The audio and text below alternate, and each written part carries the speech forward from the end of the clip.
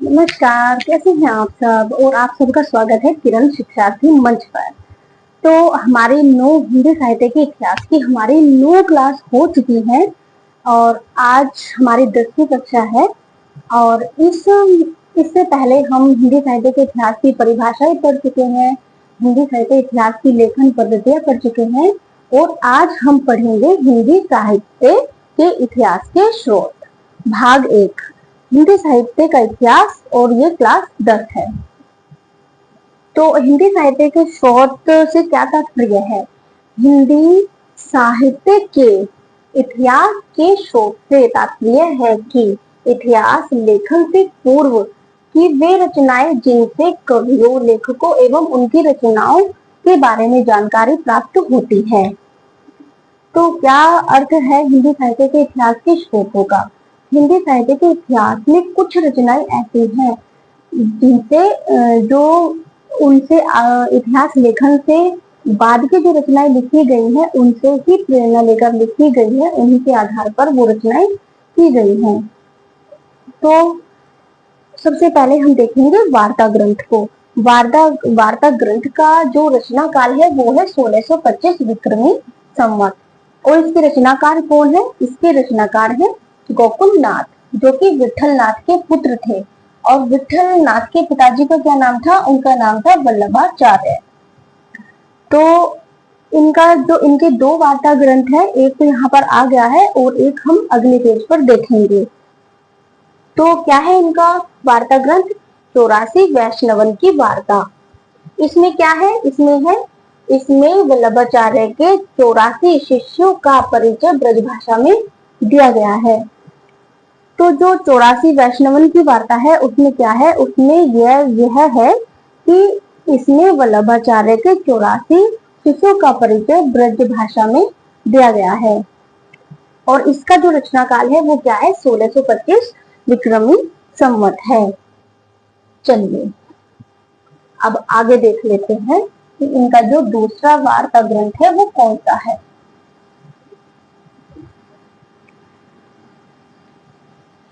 हम यहाँ पर पढ़ रहे हैं हिंदी साहित्य का इतिहास। और ये जो कक्षाएं हैं ये खास तौर से TGT, PGT, LT grade, assistant professor और हिंदी साहित्य से जुड़े हुए किसी भी एग्जाम के लिए ये कक्षाएं आपके लिए बहुत ही लाभदायक सिद्ध होंगी अगर आप क्रम से पढ़ते हैं तो, बिना कोई चीज छोड़े हुए। और हिंदी साहित्य का इतिहास में आपको यहाँ पर बिल्कुल क्रमबद्ध तरीके से ही कराऊंगी। मेरी क्लासेस छोटी रहेंगी लेकिन एक भी चीज छूटेगी नहीं।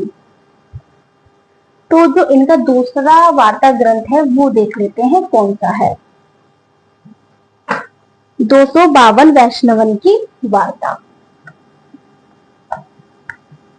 252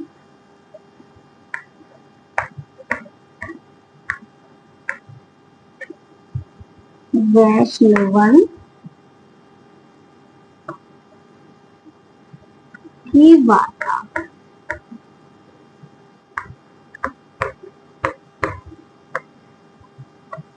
और रचना काल क्या है इसका? 1625 विक्रमी संवत।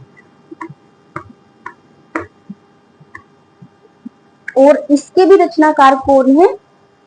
रचनाकार पहले हम देख चुके हैं लेकिन यहाँ पर देखना जरूरी है क्योंकि पेज बदल गया है। गोकुल नाथ,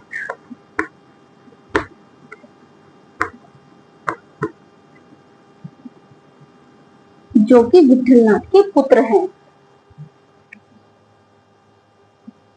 इसमें क्या दिया है इन्होंने? इसमें विठल नाथ के 252 शिष्यों का परिचय दिया है ब्रजभाषा में। इसमें क्या है? इसमें विठल नाथ के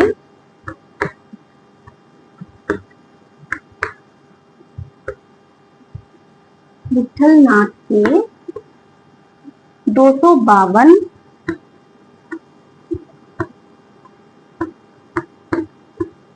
252 भक्तों का परिचय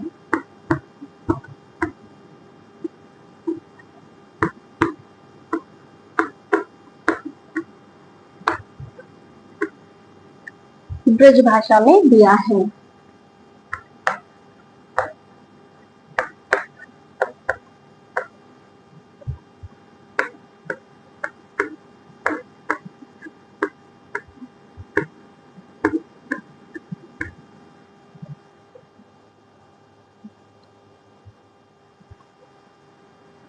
सॉरी, यहाँ पर शिष्य है, भक्त नहीं है। शिष्यों का परिचय, वैसे तो भक्त भी बोल सकते हैं, लेकिन अब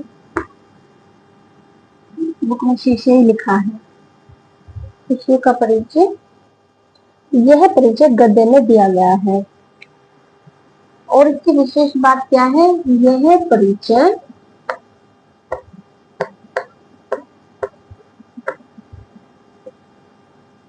गद्य में दिया गया है।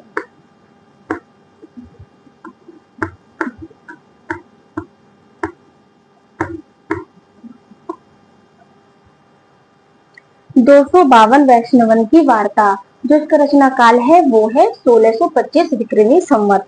और रचनाकार कौन है? इसके रचनाकार है गोकुल नाथ, जो कि विठलनाथ के पुत्र हैं।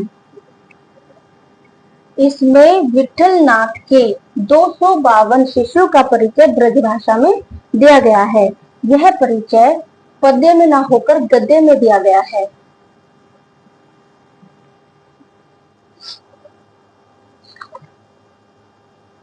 अष्टछाप के कवियों के बारे में जानकारी भी इन दो रचनाओं से ही मिलती है।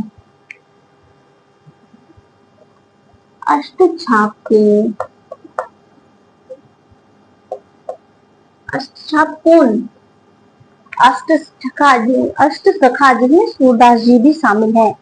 अष्टछाप के कवियों के बारे में जानकारी भी इन्हीं ग्रंथों से मिलती है। इन्हीं ग्रंथों से मिलती है।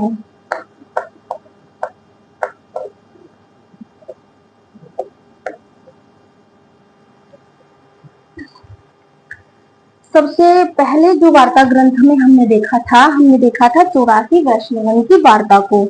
तो 84 वैष्णवन की वार्ता में क्या है? वल्लभाचार्य के 84 शिष्यों का परिचय दिया गया है ब्रज भाषा में। और उसके बाद हम देख रहे हैं 252 वैष्णवन की वार्ता को। इसका जो रचना काल है 1625 विक्रमी संवत है और इसके रचनाकार हैं गोकुलनाथ। इसमें विठलनाथ के 252 शिष्यों का परिचय ब्रज भाषा में दिया गया है। यह परिचय गद्य में दिया गया है। अष्टछाप के कवियों के बारे में जानकारी भी इन्हीं ग्रंथों से मिलती है।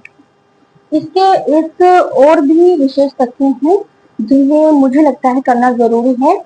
तो आप अगर अपना कोई नोट्स बनाना चाहते हैं बिल्कुल क्रमबद्ध तरीके से, तो आप बिल्कुल बना सकते हैं। मेरी क्लासेस छोटी जरूर है, लेकिन मैं बिल्कुल प्रॉपर तरीके से ही आपको कराऊंगी।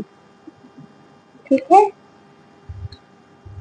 कितने पॉइंट हमने देखे हैं? अष्टछाप के कवियों, यहाँ तक हम देख चुके हैं।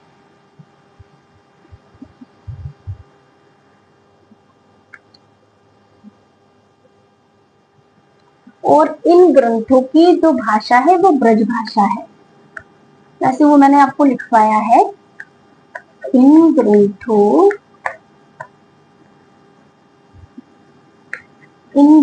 की भाषा ब्रज भाषा है। ब्रज भाषा है।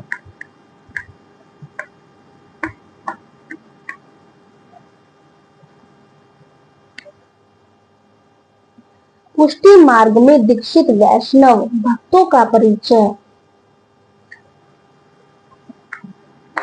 पुष्टि मार्ग में दीक्षित भक्त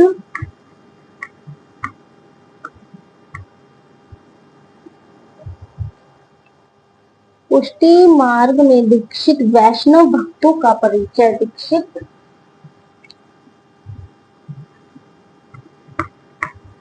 वैष्णव भक्तों का परिचय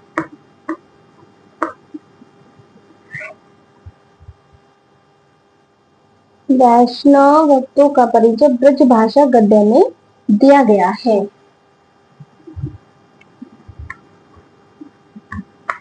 ब्रज भाषा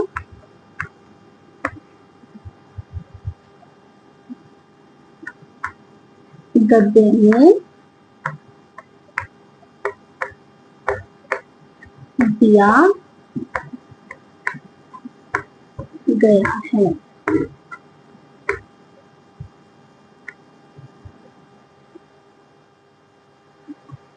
इन ग्रंथों की भाषा ब्रज भाषा है। पुष्टि मार्ग में दीक्षित वैष्णव भक्तों का परिचय ब्रज भाषा गद्य में दिया गया है।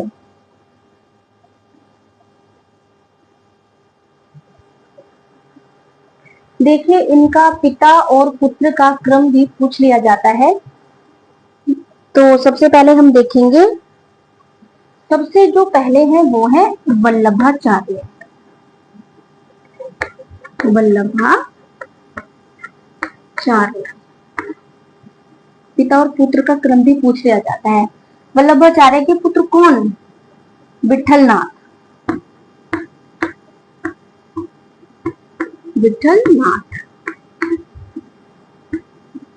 और विठलनाथ के पुत्र कौन? गोकुलनाथ,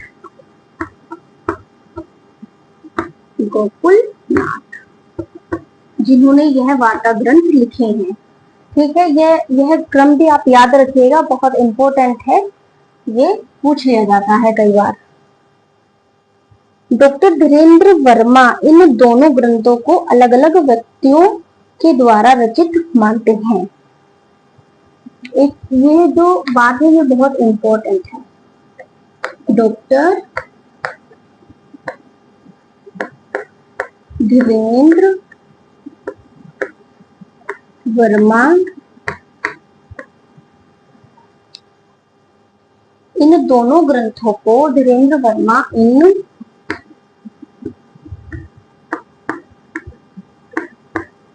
दोनों ग्रंथों को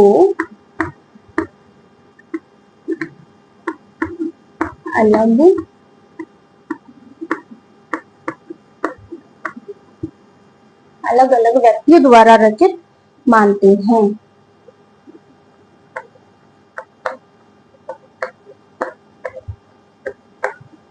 व्यक्तियों द्वारा रचित मानते हैं।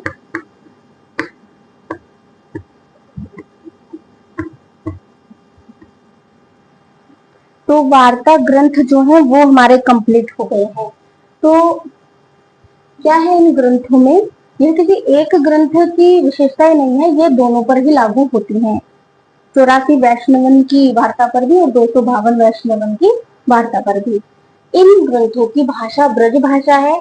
पुष्टि मार्ग में दीक्षित वैष्णव भक्तों का परिचय ब्रज भाषा में और गद्य में दिया गया है। और इनका पिता पुत्र संबंध भी पूछ लिया जाता है कि कौन किसका पुत्र है और कौन किसका पिता है। तो सबसे पहले है वल्लभाचार्य। वल्लभाचार्य के पुत्र विठलनाथ हैं और विठलनाथ के पुत्र गोकुलनाथ हैं, जिन्होंने इन दोनों वार्ता ग्रंथों को लिखा है, इन दोनों वार्ता ग्रंथों की रचना की है। तो डॉक्टर धीरेन्द्र वर्मा इन दोनों ग्रंथों को अलग अलग व्यक्तियों के द्वारा रचित मानते हैं। यह बहुत इंपॉर्टेंट बात है, किसी पेपर में पूछा जा सकता है कि इन वार्ता ग्रंथों को अलग अलग व्यक्तियों के द्वारा रचित कौन मानते हैं। तो ये बहुत इंपॉर्टेंट पॉइंट है। अब अगला अगला हम जो देखेंगे वो देखेंगे भक्तमाल। भक्तमाल किसके द्वारा रचित है? वो है नाभादास जी के द्वारा।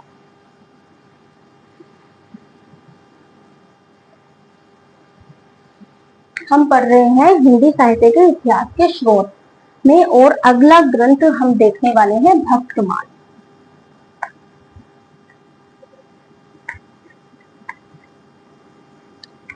भक्तमाल रचनाकार कौन है? रचनाकार है नाभादास।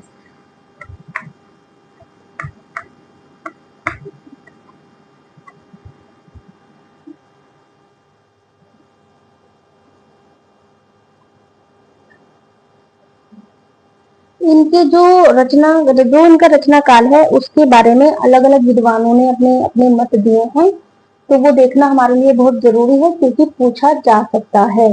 तो सबसे पहले हम बात कर लेते हैं डॉक्टर रामकुमार वर्मा के अनुसार रचना काल।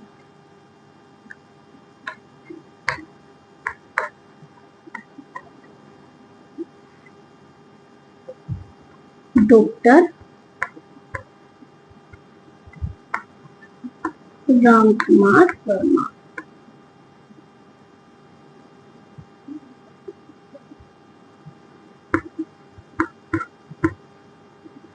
के अनुसार, डॉक्टर रामकुमार वर्मा के अनुसार, डॉक्टर रामकुमार वर्मा जो इसका रचना काल है वो क्या मानते हैं? विक्रमी संवत 1642।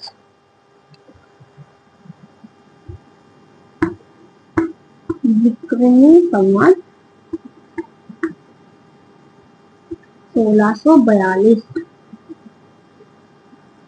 और ये जो है ये सर्वमान्य है। अगर आपसे सीधे तौर पर ही पूछा जाता है कि भक्त काल का रचना काल क्या है, तो आप 1642 विक्रमी संवत बताएंगे। अब बात कर लेते हैं आचार्य रामचंद्र शुक्ल के अनुसार।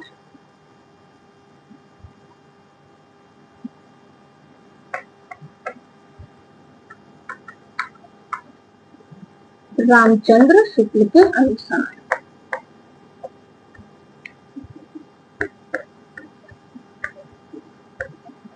शुक्ल के अनुसार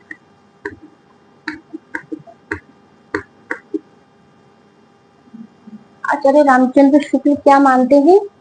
ये मानते हैं 1642 के पीछे यानी बाद, ये मानते हैं 1642 के पीछे यानी बाद का समय, यानी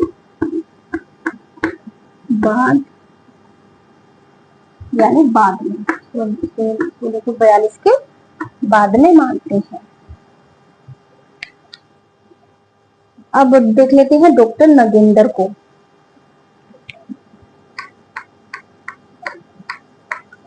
डॉक्टर नगेंद्र के अनुसार,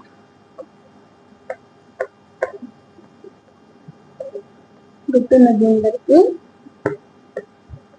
अनुसार, डॉक्टर नगेंद्र क्या मानते हैं? डॉक्टर नगेंद्र मानते हैं 1596 ईस्वी।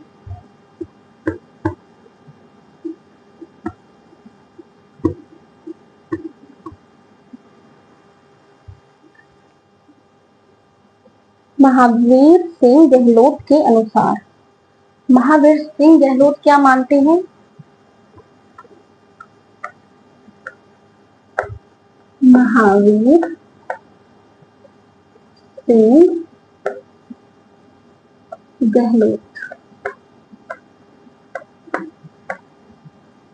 के अनुसार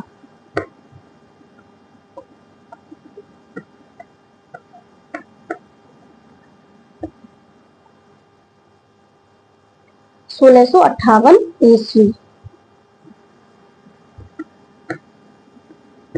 1658 ईस्वी मानते हैं। ये तो भक्तमाल का रचनाकाल हो गया अलग अलग विद्वानों के अनुसार। तो भक्तमाल के जो रचनाकार हैं वो है नाभादास, और रचना काल के बारे में अलग अलग विद्वानों ने अपने मत दिए हैं। सबसे पहले तो डॉक्टर रामकुमार वर्मा के अनुसार देख लेते हैं। डॉक्टर रामकुमार वर्मा के अनुसार विक्रमी संवत 1642, जो कि सर्वमान्य मत है। अगर आपसे कुछ और पूछा जाता है, मान लीजिए आपसे पूछा जाता है कि आचार्य रामचंद्र शुक्ल के अनुसार बताइए, डॉक्टर नरेंद्र के अनुसार बताइए, तो आपको इन्हीं के अनुसार बताना होगा। आचार्य रामचंद्र शुक्ल के अनुसार क्या है, 1642 के पीछे यानी बाद का समय। डॉक्टर नगेंद्र के अनुसार क्या है, 1596 ईस्वी।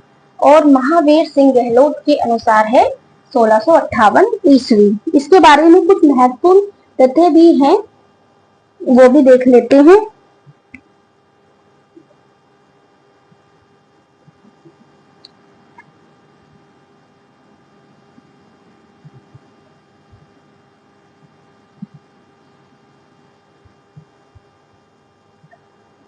तो भक्तमाल के बारे में हम विशेष रूप से देख रहे हैं। भक्तमाल, इनकी रचनाकार और रचना काल के बारे में हम बात कर चुके हैं। अब बारी आती है विशेष तथ्यों की। तो सबसे पहले क्या है, इस रचना में 200 भक्त कवियों का परिचय। इस रचना में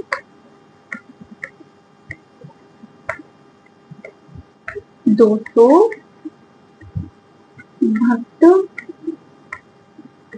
कवियों का परिचय, कवियों का परिचय 316 छप्पे छंदों में दिया गया है। छंदों में दिया गया है, दिया गया है।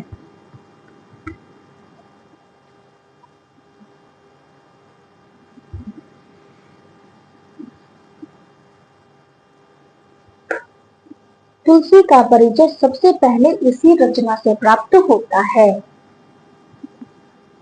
तुलसी दास का परिचय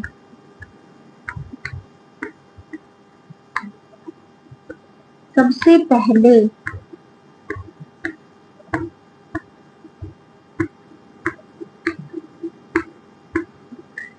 इसी रचना से प्राप्त होता है। इसी रचना से प्राप्त होता है।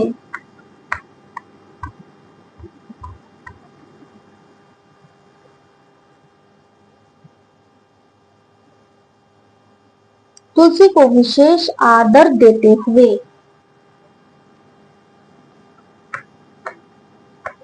तुलसी को विशेष आदर देते हुए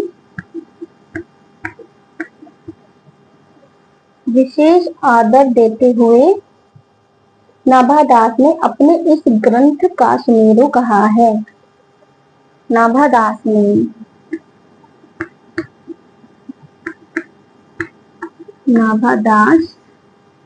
ने तुलसी को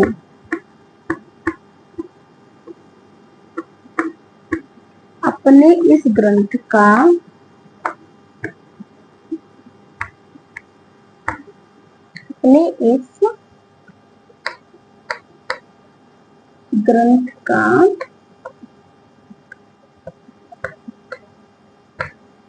सुमेरु कहा है।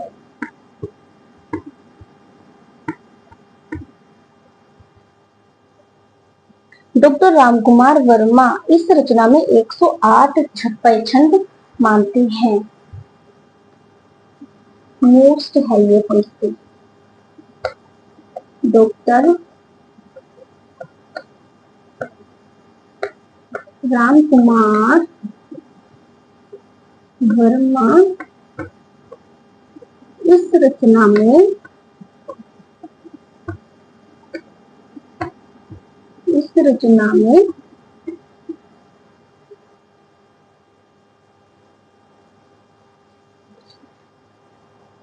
108 छप्पै छंद मानते हैं।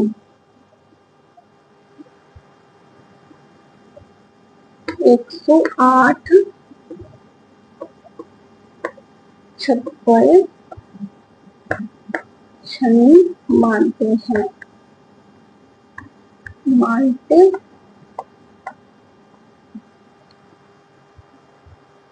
यहाँ पर जो भक्तमाल के बारे में विशेष तथ्य हैं वो देख रहे हैं। भक्तमाल इस रचना में 200 भक्त कवियों का परिचय 316 छप्पै छंदों में दिया गया है। डॉक्टर रामकुमार वर्मा 108 छप्पै छंद मानते हैं, लेकिन यह सिर्फ डॉक्टर रामकुमार वर्मा ही मानते हैं, लेकिन वास्तव में इसमें 316 छप्पै छंद हैं का परिचय 316 छप्पै छंदों में दिया गया है। तुलसीदास का परिचय सबसे पहले इसी रचना से प्राप्त होता है। तुलसी को विशेष आदर देते हुए नाभादास ने तुलसी को अपने इस ग्रंथ का सुमेरु कहा है। डॉक्टर रामकुमार वर्मा इस ग्रंथ में 108 छप्पै छंद मानते हैं। वैसे तो ये जो सारे तथ्य हैं वो इम्पोर्टेंट है, कुछ भी परीक्षा में पूछा जा सकता है। तो आज की क्लास में इतना ही, मिलते हैं अगली कक्षा में। इससे आगे की जो रचनाएं हैं वो देखेंगे हम हिंदी साहित्य के इतिहास के स्रोत में। और अगर आपको मेरी क्लास अच्छी लगती है तो प्लीज चैनल को सब्सक्राइब करें, ताकि मेरी जो क्लास है उसका नोटिफिकेशन आपको सबसे पहले मिलता रहे। धन्यवाद।